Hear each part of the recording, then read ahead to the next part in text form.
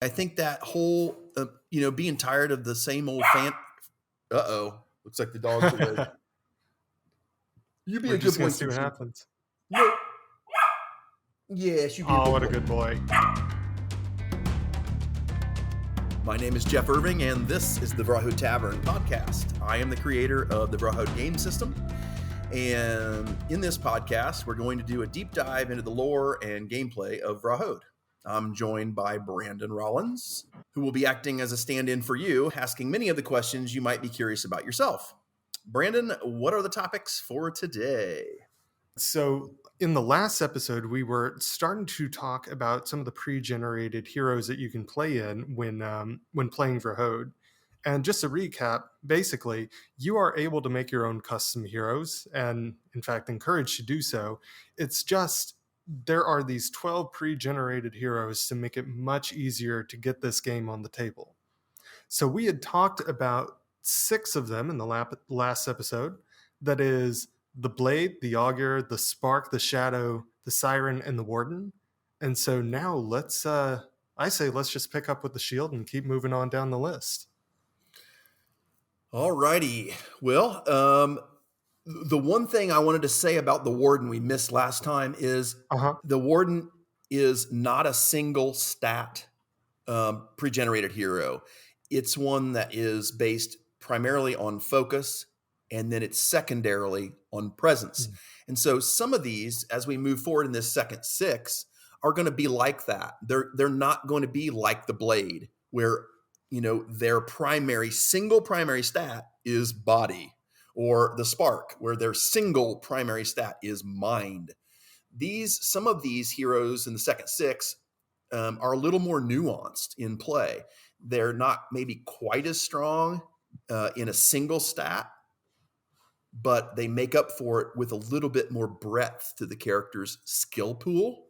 And so whenever you have a kind of a 2-stat hero, you also we've selected 3 skills for each pre-generated hero. So on these kind of 2-stat primary secondary stat heroes, we're starting them with 2 skill cards, 2 skills in their primary stat and 1 skill in their secondary stat. So it allows you to kind of dip your foot into more than one school of rule or magic, as that's what we call magic in Vrahode. So like the Shield, for example, they're going to be like the Blade in that they're very strong in the body skill area, and they're going to start with 2 skills from that deck. But they're also kind of like a paladin. They're priest-like, they're holy, they're devout, and they have strong faith, and therefore they're a little more selfless than a Blade. Which a Blade, you wind them up and you send them into battle to do damage. These guys have a little more of a conscience. The pre-generated Shield is from the Tyreln race, which is a race that was crafted from the forests. So they're very at home there, and it's a male. His name is Piril. So Piril is our Shield, and so like I said, he's going to have the ability to wear great armor like a Blade, and he's also going to have probably some healing ability with access to that spirit deck as well. Yeah, it looks like these guys are pretty tough, because we know that the Tyreln in general are actually pretty tough. So that is interesting how you contrast it with the Blade, because the Blade, it just sounds like they're the berserker type. You just send them out into battle and Absolutely stuff gets broken, and that's just the way it is. Like, you don't know exactly what's going to happen after they're done. But the Shield's a little more predictable, it sounds like, a better teammate, if not quite as physically strong as the Blade. Absolutely. I love this. I love this class. This role. I love this role. I love it as a solo a hero. I think I would be very comfortable going into a solo game as a Shield, because I'm going to have that. I'm going to have that damage output. I'm going to have access to that body deck, which is going to give me all that selfish, just straight out carnage. But then if you think about a solo player as a Shield, they can keep that healing ability for themselves. They can heal themselves instead of healing others. And so I think they're a really nice versatile solo player as well.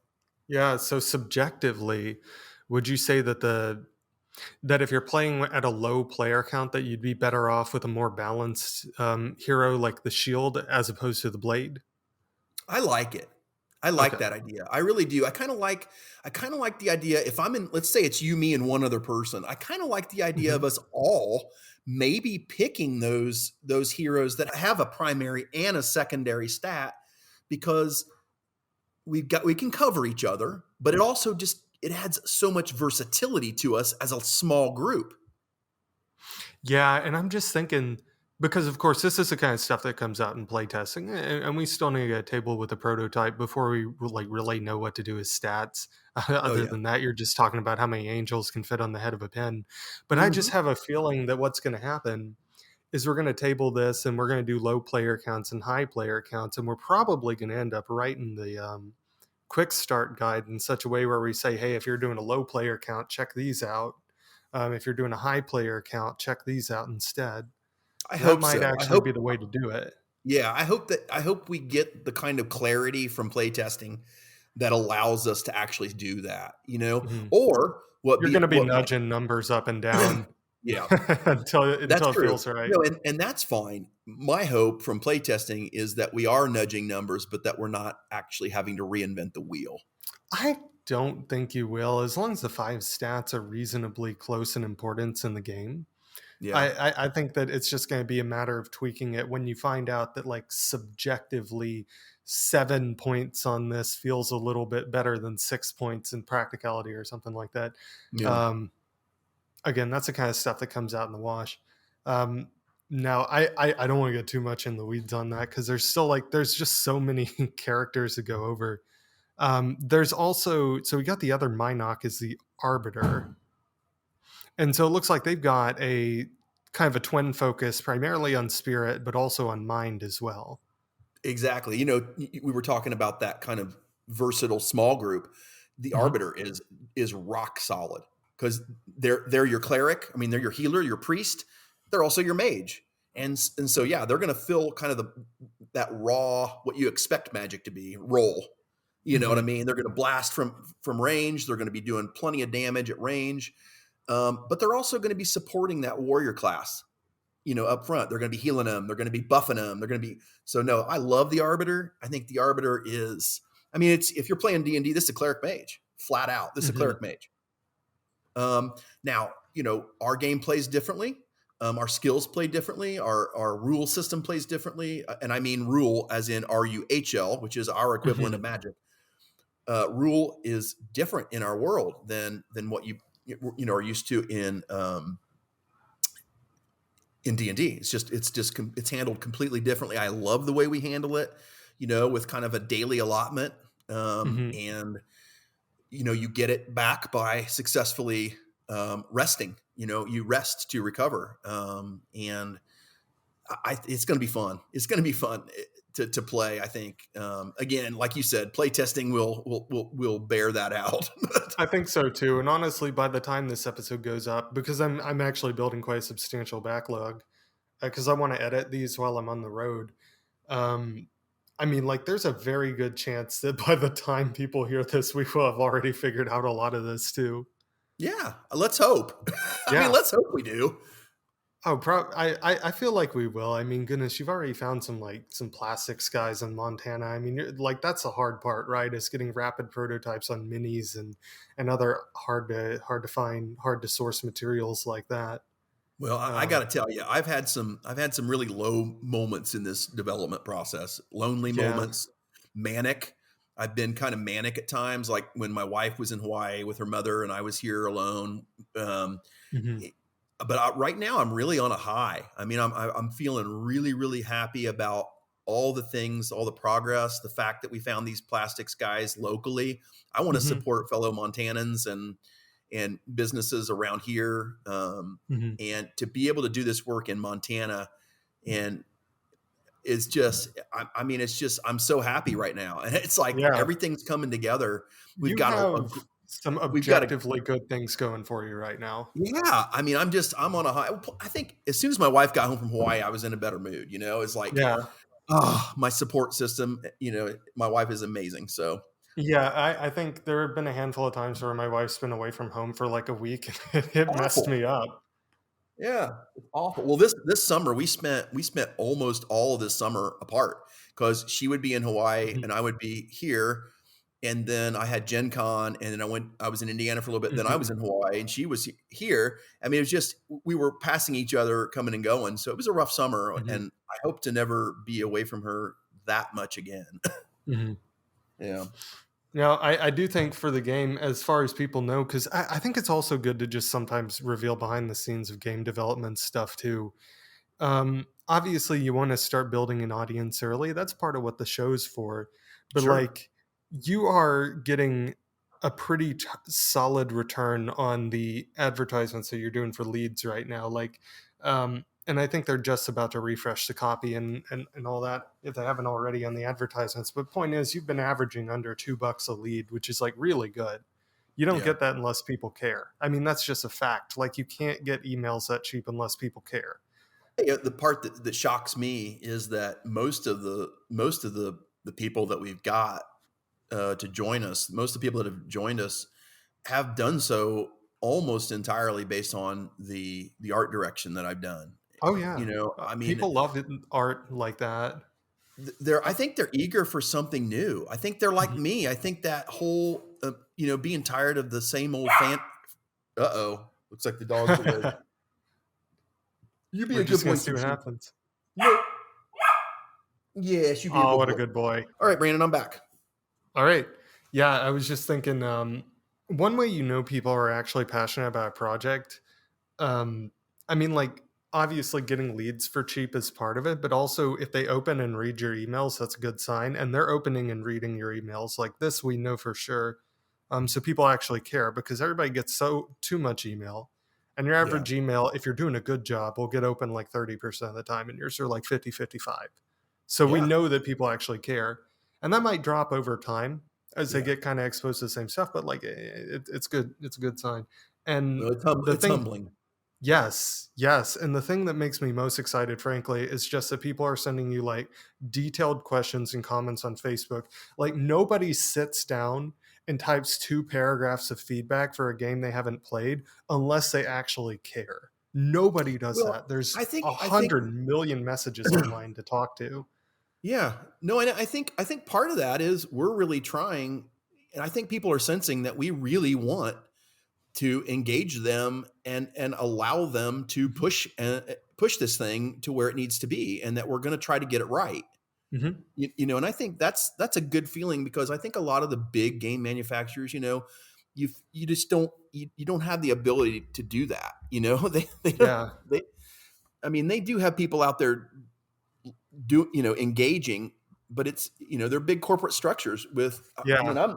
I'm a sole designer, doing this, and so I'm able to be nimble and listen and adjust and tweak things. And there's been a guy on the in the tavern, the Vrahode Tavern, which if Uh-huh. you haven't been to the Vrahode Tavern yet on Facebook, it's fun and it's Yeah. actually starting to be pretty active, so it's nice. Mhm. It, Uh, it it definitely is.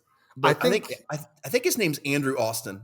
yeah, So something Andrew, if you're I hearing this, that sounds familiar. yeah, he's been helping me with the dashboards and trying to get these last changes to the dashboards made. Which, by the way, I talked to Hexy Studios in Warsaw, Poland, and Piotr, the manager there, assures me that we will have the final dashboard with the changes applied by the end of this week or early next week. That's awesome because that like the whole point of the dashboard is just to get all the fiddly number stuff to be as manageable as possible so that you don't actually have to keep it in your head or on a scorecard or with a whole bunch of stuff. It's going to Yeah. basically make the arithmetic as simple as humanly possible.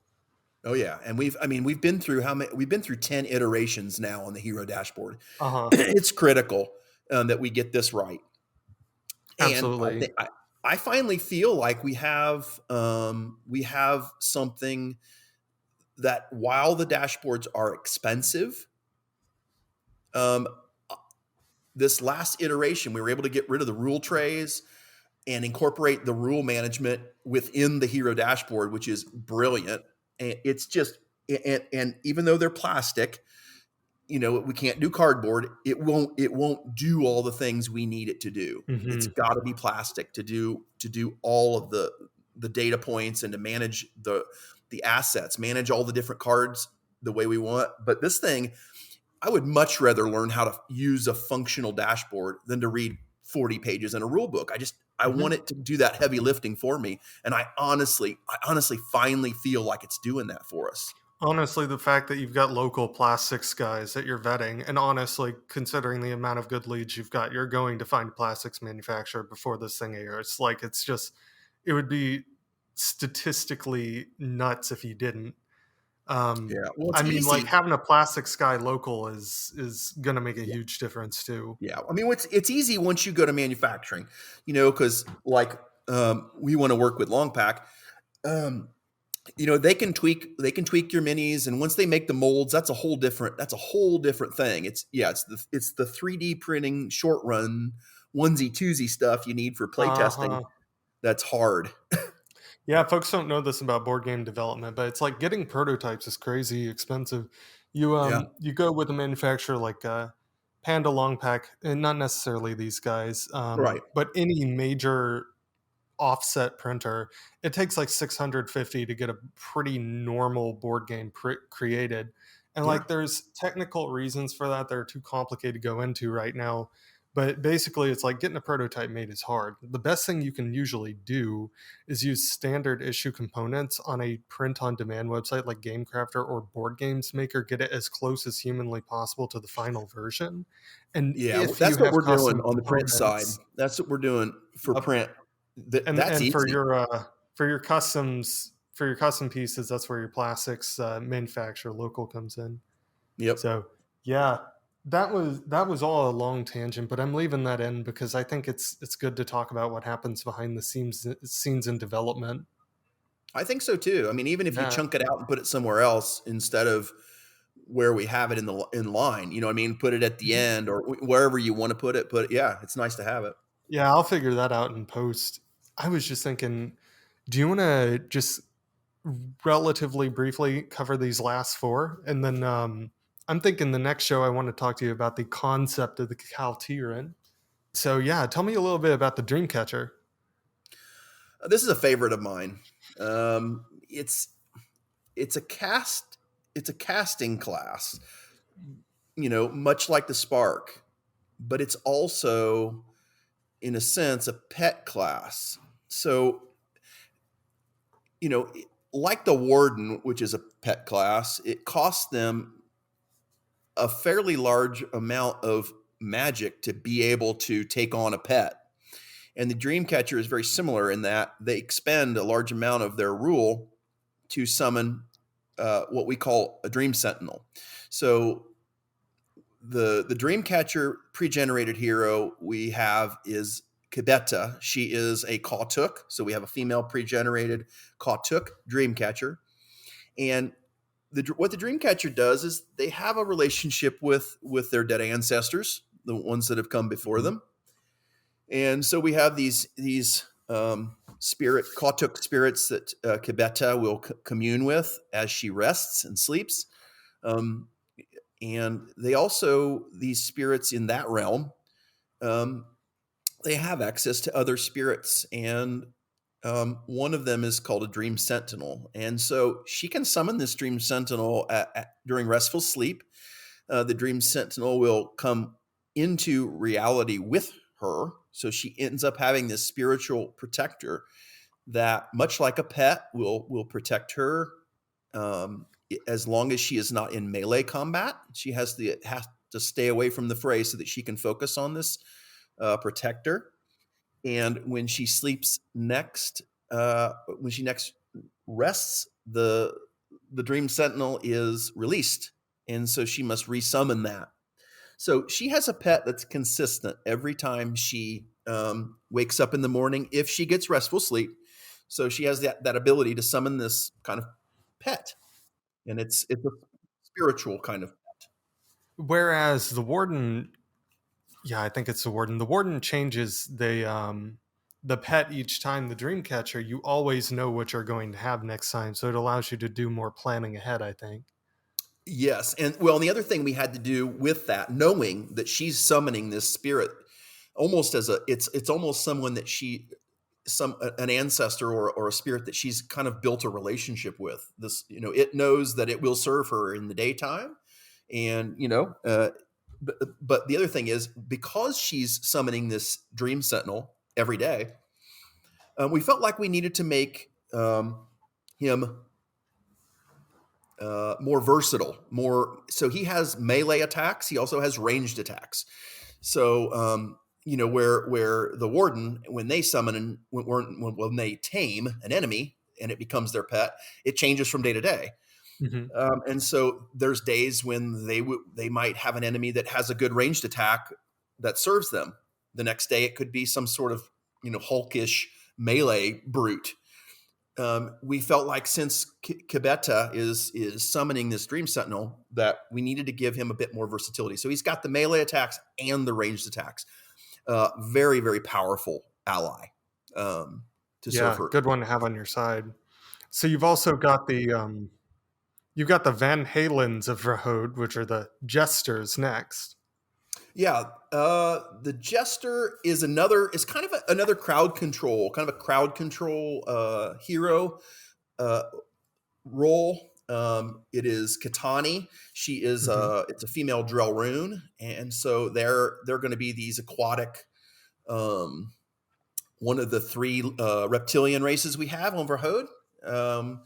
This is the one playable race, the Drellrune. They have a couple cousins. They have the Juern, which are kind of a desert-dwelling cousin, and then they have the Sahrun, which are the kind of the little bit more ocean-dwelling, kind of like the pirate cousins of the Drellrune. But anyway, Katani, she's going to draw her magic from the Presence deck, primarily through the use of her instruments. Her skills are played out, and they have a range because it's basically just like a sound. If you're close enough to hear it, it's going to affect you. So they have these lovely big areas of effect for their skills to affect the minds of enemies or to enhance and buff their friends in the party. They're also adept in the mind skill deck too. So they can draw things from the mind deck. That gives them, the ability to do some nice direct damage. So I kind of look at the Jester similarly as to the Arbiter, except being more the spirit and mind. You're going to get that kind of crowd control with the mind. I love this class. I think it might be a little challenging to play one solo.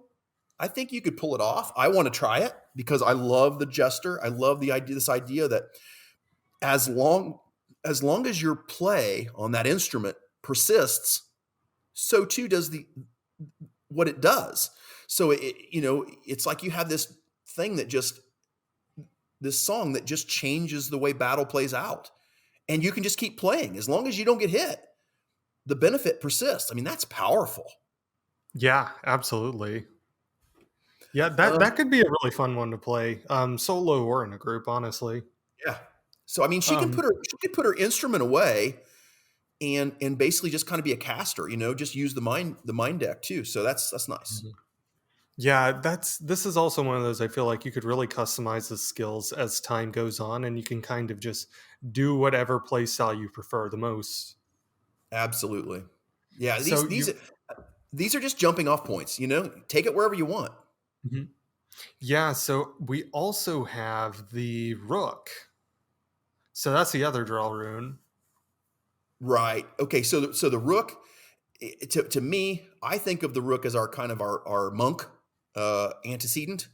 There's times when Rooks will just completely, they won't even use weapons. They'll just use their hands and feet so that they can use those non-weapon skills like flurry of blows or whirling kick, or they have a lot of martial arts skills, and because they're actual skills, they're magically enhanced. It's not just like a physical attack, it's a magic physical attack.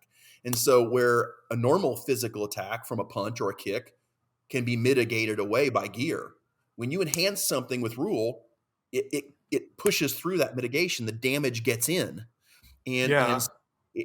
it really kind of, I love the way the focus deck works for the Rook, um, in giving him these abilities. I, I mean, I've always thought of monks as kind of a subtle type of magic. It's like you don't necessarily see the magic, but you feel it, you know? Mhm. And so the Rook is that. And then the fact that Rooks also get access to the mind deck, starting out, you get a mind skill, I think is really cool. So it's kind of like if you're playing D&D, it's a monk mage. Wow. Yeah, the Rook kind of reminds me of like a Bruce Lee kind of character Yeah. in a way, because they are very physical attackers. It's all about up close, but they are also preternaturally good at it just because they have that kind of magic behind them. Oh yeah. They're like a classic kung fu hero. I like the Rook. I'm excited about playing one. I think I could solo a Rook pretty well. I think. Hmm. Play testing will bear that out. What's missing is they don't have access much to the spirit deck early on. They could develop that skill later. I mean, that's not to say they don't have access to the deck. You can take a card. You can learn a skill from any of the five. This Rook here, Rukus is his name. Rukus could, when he gets the ability to learn a new skill, he could literally just pick one from the spirit deck. Now, Yeah. his role for success on that is only a 6. So he's only got about a little bit less than a third of a chance for that skill to work. But it doesn't mean he can't try. It doesn't mean he can't do that and then begin to put points into it to improve it. So I love that about our game system. I think it makes for kind of an infinite array of hero types. And I can't wait for our content contributors to say, hey, I've got this new archetype. I want to make a body presence, a hero. And I'm like, ooh, okay. And so people are going to do some really cool stuff with this game system. And Hmm. that's half of why we're creating it, is to give people this basic kind of toolbox of things that Hmm. they can use to create content for their own players. Yeah. So I actually, in the next one, I want to talk about creating a custom hero as well as a Calteeryn. But Yeah. for now, for the last thing for this episode, um, tell me a little bit about the Oracle. Okay. Well, I think if you look at Arbiter, the Arbiter is a priest first, mage second. The Oracle is more of a mage first, priest second. Okay. So I think they're going to be definitely a distance, direct damage, lots of, from a distance, with a little bit less healing ability. Our pre-generated Oracle hero is from the Tyrell race. Her name is Harna, and so the Oracle, giving them this, starting them with powerful mind deck, a little bit of spirit, and then you couple that with a lot of the fun, subtle racial abilities that the Tyrell have. I think she's a great solo player. I, Hmm. I think she's gonna nuke people. I think she can heal herself. I think she can heal others. I mean, I just really love a lot of these kind of primary, secondary skill heroes. I mean, we earlier on we talked about the small group dynamic. She would be a perfect piece in a small group, because she's gonna Yeah. be able to handle healing and some direct damage. So The Oracle seems like a nicely balanced character to have on your side. yeah. All right. So let's see. I say let's pick up with the next episode, and why don't you go ahead and take us out? Thank you for listening to the Vrahode Tavern podcast. If you're enjoying this show, take a moment to subscribe anywhere you get your podcasts. If you're on Apple Podcasts, please leave a 5-star review. It helps more than you know. You can learn more about Vrahode on vrahode.com. That's VRAHODE.com. Link in the show notes. You can also find us on Facebook, Twitter, and Instagram where we're at Vrahode. Thank you again for listening. We really appreciate it.